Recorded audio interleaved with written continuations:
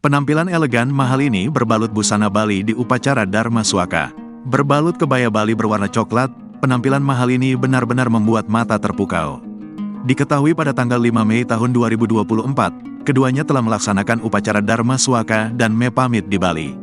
Acara tersebut merupakan bentuk ramah tamah antara kedua keluarga calon mempelai, serta dilanjutkan dengan acara Mepamit sebagai bentuk permintaan izin secara skala dan niskala kepada para leluhur.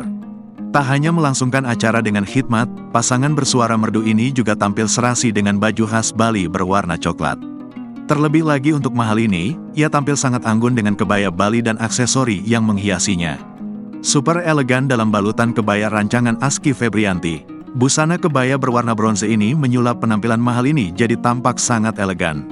Didesain oleh Aski Febrianti dengan detail payet yang menyebar di seluruh bagian baju yang membuatnya kelihatan sangat mewah. Katingannya juga sangat pas di tubuh mahal ini, sehingga siluetnya tampak sangat cantik. Apalagi detail payet yang membentuk pura di bagian punggung juga memberikan sentuhan Bali yang begitu kental.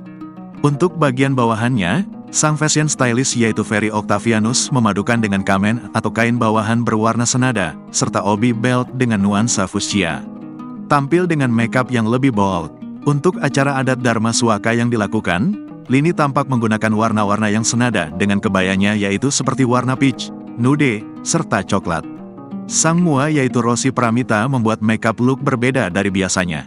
Makin stunning dengan headpiece dan aksesori khas Bali. Mahal ini memilih Cahya Dewi Bali untuk mengerjakan hairdo dan aksesori untuk prosesi adat yang ia laksanakan.